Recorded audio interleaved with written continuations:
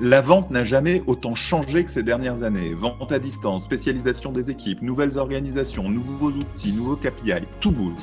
Dans le podcast de la vente réinventée, nous adressons ces problématiques en profondeur 2 fois par semaine avec les acteurs de ces transformations, Head of Sales, Sales Ops et Sales Enablement des sociétés les plus innovantes dans le domaine. Bonjour à tous, je suis Gabriel Dabischwebel, fondateur de SalesDeck.io et de l'agence marketing 1 minute 30 et hôte de ce show.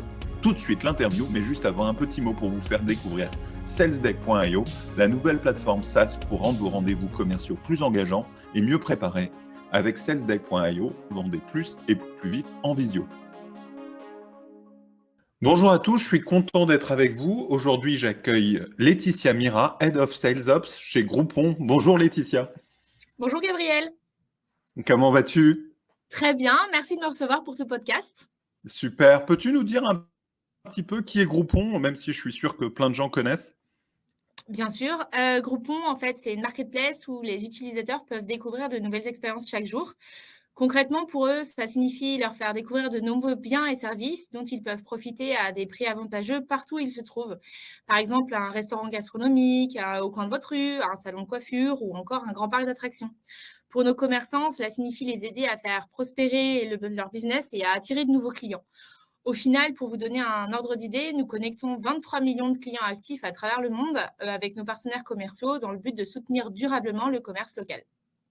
Super. Et toi, ça fait longtemps maintenant que tu es chez Groupon, plus de 11 ans, c'est ça?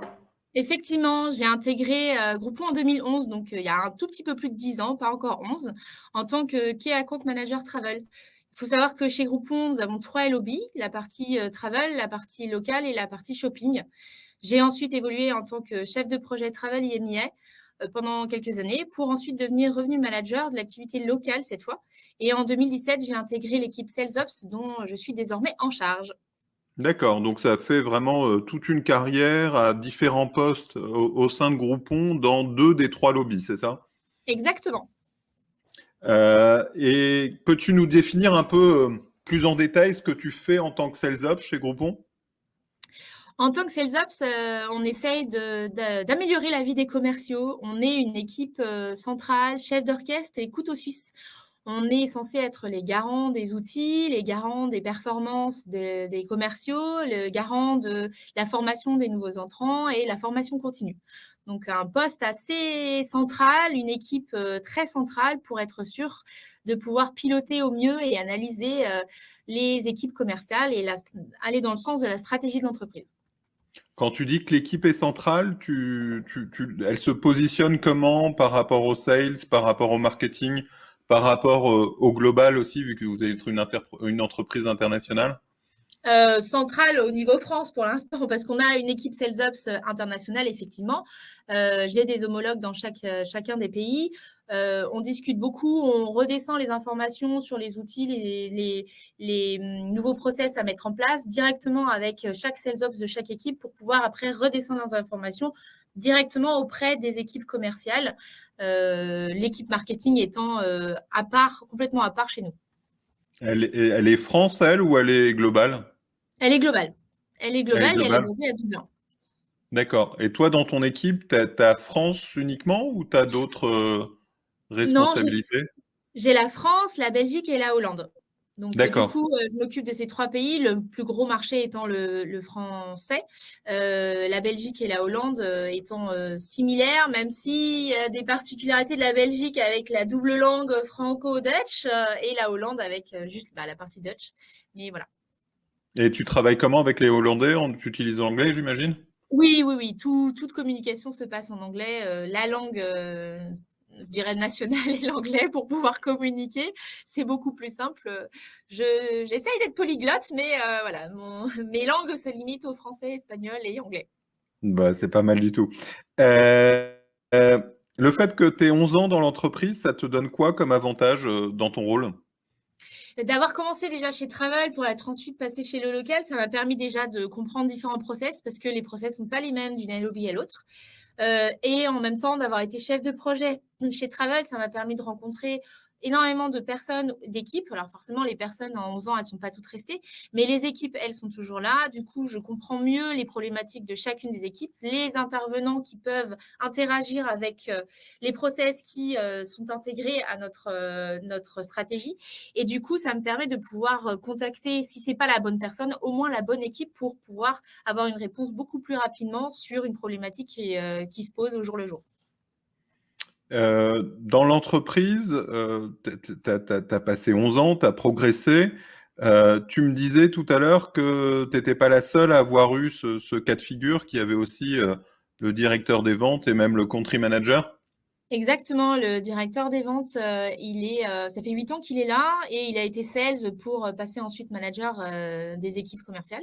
On en a 2 des managers commerciaux dans cette configuration-là. On n'en a que 2 des managers commerciaux et tous les 2 étaient sales avant et ils sont passés managers aussi par la suite. Donc ça, c'est 2 très belles évolutions. Et on a le country manager, effectivement, qui lui a intégré avant moi en 2010 en tant que sales, et il a évolué en tant que manager régional de sa région. Il était du Sud.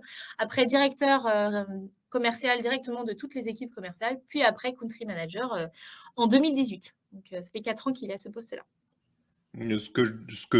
Moi, j'aime vraiment les entreprises qui réussissent à faire progresser leurs collaborateurs, à les conserver, à les faire évoluer dans le temps. C'est toujours un signe de vitalité, de bonne santé, et puis de capacité à faire grandir les collaborateurs au sein de leurs équipes. Donc, c'est plutôt, je trouve, un très bon signe que vous soyez au moins 3 comme ça à avoir eu des responsabilités qui évoluent dans le temps.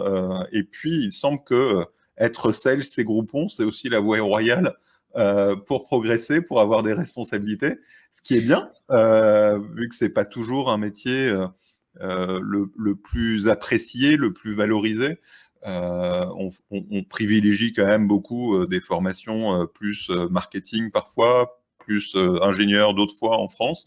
Et là, de faire grandir les sales, c'est plutôt un bon signe, et un bon signe pour les sales. C'est quoi la culture sales que vous essayez de mettre en place chez vous? C'est-à-dire? Qu'est-ce que vous faites pour justement que les ventes, qu'il y ait une émulation entre collaborateurs, qu'il y ait un plaisir à travailler, et puis le fait d'atteindre vos objectifs d'un mois sur l'autre, comment vous animez cette culture-là? Alors, on met en place des challenges pour justement les aider quand c'est un focus très particulier sur lequel on a envie de se pencher pour 1 ou 2 mois. On met en place des challenges avec une animation hebdomadaire de reporting assez ludique pour éviter que ce soit juste un tableau Excel à lire et pas très fun, pour justement faire en sorte qu'il y ait un peu plus d'émulation et de challenge entre chaque commerciaux. Ça, c'est au niveau du Quel pays. type de challenge? C'est sur le nombre d'appels? C'est sur le nombre Ça peut être le nombre d'appels, ça peut être le nombre de contrats qui sont signés sur telle ou telle catégorie. Là, en l'occurrence, on a un challenge pour la fête des mères. Donc, il court jusqu'à la fête des mères qui va arriver le 29 mai, si je ne me trompe pas, pour essayer de réatteindre le même nombre d'offres que nous avions sur nos deals il y a quelques années. Voilà, sur des catégories bien particulières. Donc, la catégorie beauté et bien-être, et en dessous, on a des sous-catégories, donc tout ce qui est massage, tout ce qui est manucure, pédicure, tout ce qui est coiffure. Voilà, on essaye de pouvoir relancer cette dynamique-là et on met un challenge financier, forcément financier, dessus pour réatteindre le nombre d'offres que nous avions à l'époque sur Paris et Lyon en particulier, pour challenger ça.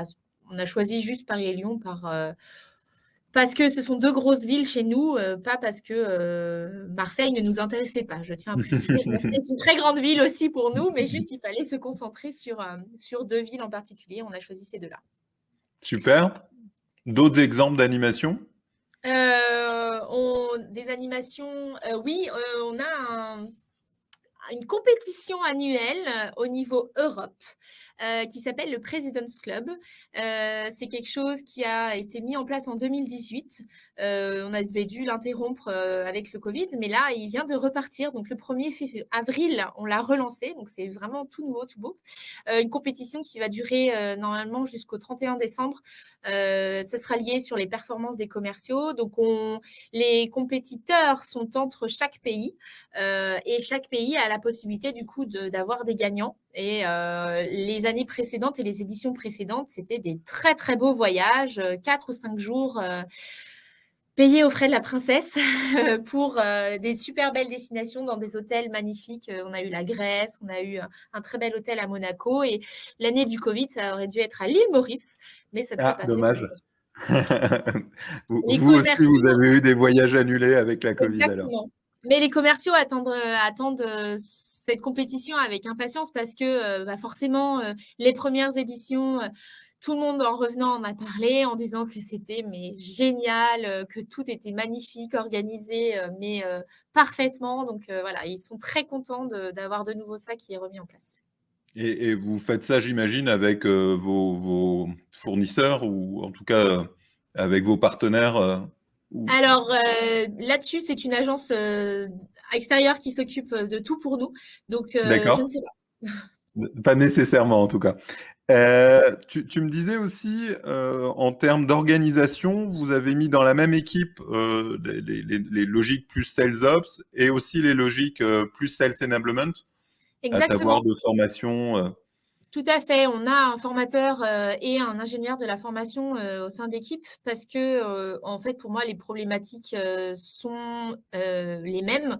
Les process qu'on peut mettre en place, les outils qu'on peut intégrer, il faut que ça passe par la formation des commerciaux. Et donc, du coup, ce soit la formation du onboarding qui, pour l'intégration des nouveaux collaborateurs sur une dizaine de jours, et après la formation continue pour tout ce qui est amélioration des outils, amélioration du pitch commercial, puisque notre stratégie évolue, on arrive à débloquer des situations, on arrive à améliorer les outils et du coup, ça repasse par la formation pour avoir des réponses à des objections, pour éviter que le partenaire qu'on essaye de signer depuis peut-être des années, on arrive toujours à obtenir des réponses à ces objections qu'il a toujours envers nous. Et du coup, voilà, ça passe par cette formation-là, que ce soit des nouveaux entrants ou de la formation continue. Et ça, c'est au sein de ton équipe. Il n'y a pas de Oui, distinguo non, entre Sales Ops et Sales Enablement. non, c'est au sein de mon équipe, effectivement. Et toi, tu reportes à qui? Au Head of Sales ou à une équipe Au, Sales Ops globale? au Head of Sales Ops IMIA. Du coup, D'accord, mon boss est à Londres. d'accord. Ok. Donc, vous avez vraiment l'équipe Sales Ops d'un côté, en support et en soutien des sales à côté, avec un double reporting au niveau global. Et ça se Exactement. passe bien, mais enfin, en même temps, sûrement avec votre double ancienneté à tous les deux, Oui, oui, oui, dans ta très bien. relation avec le... Oui, oui, très bien. On a presque évolué en même temps, en fait. Du coup, on a appris tous les deux. En fait, le premier directeur commercial, quand moi j'ai évolué en tant que sales ops, maintenant il est passé country manager, mais on a tous les deux évolué en même temps à ces nouveaux postes-là. Et donc, on a travaillé étroitement en collaboration. Ben, moi, j'avais vraiment besoin de comprendre quelles étaient ses problématiques au quotidien, qu'est-ce qu'il avait besoin, comment il pilotait ses équipes, qu'est-ce qu'on pouvait faire pour améliorer ses reportings, qu'est-ce qu'il regardait au quotidien pour mieux intégrer déjà ces outils, mieux intégrer les tableaux de reporting qu'il utilisait pour avoir la même visibilité que lui, la même vision des chiffres que lui. Et du coup, faire en sorte que si on avait la possibilité de mettre des choses en place, tout de suite, on en discutait pour savoir si c'était en corrélation avec ce qu'il imaginait par rapport à son équipe, puisqu'il venait de sales directement. Donc voilà, être sûr que ce n'était pas complètement décorrélé de la réalité, ce qu'on nous proposait de mettre en place. Par rapport à ça, justement, on a essayé de mettre en place un Vie ma vie, un projet sur lequel on a vraiment voulu mettre l'accent parce que on était un peu décorrélé de la réalité par rapport aux commerciaux sur le terrain. Et pour mieux comprendre leurs problématiques, on a décidé de passer 2 jours, chacun notre tour, auprès des commerciaux et de vivre leur vie au quotidien, savoir comment ils préparaient leurs rendez-vous, comment ça se passait un rendez-vous, pour remonter et récupérer le plus d'informations possible pour après en ressortir avec des nouveaux outils, avec des pilotages différents et éviter, par exemple, qu'ils ouvrent au quotidien 5 ou 10 différents documents qui, au final, on a réussi à tout regrouper et le même outil est utilisé par les managers comme pour les commerciaux. Super. Et ce Vie ma vie a été fait, c'est toi et le Head of Sales qui ont vécu la vie des commerciaux. Est-ce qu'il y a des commerciaux qui ont vécu votre vie? Alors, c'est directement les gens de mon équipe.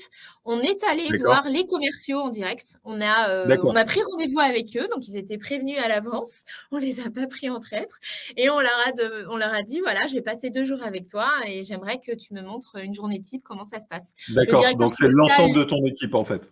Exactement. Le directeur commercial, lui, il le fait, je dirais pas quasi quotidiennement, mais il accompagne très souvent ses équipes commerciales en rendez-vous. Donc, du coup, il les suit beaucoup plus que nous. Et nous le faisions pas. Donc, du coup, voilà, ça a été fait. On n'a pas fait à l'inverse. On n'a pas eu le temps. Le projet a vraiment été sur le très long terme.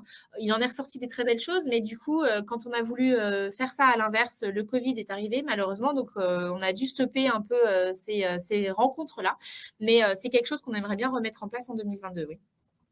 Ouais, et puis j'imagine que pour les nouvelles recrues, si vous en avez eu pendant cette période, c'est intéressant aussi de prolonger l'expérience.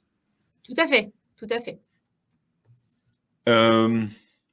T'as peut-être quelque chose en plus à ajouter qu'on n'aurait pas évoqué? On arrive près de la fin de cet enregistrement. Je vois pas particulièrement.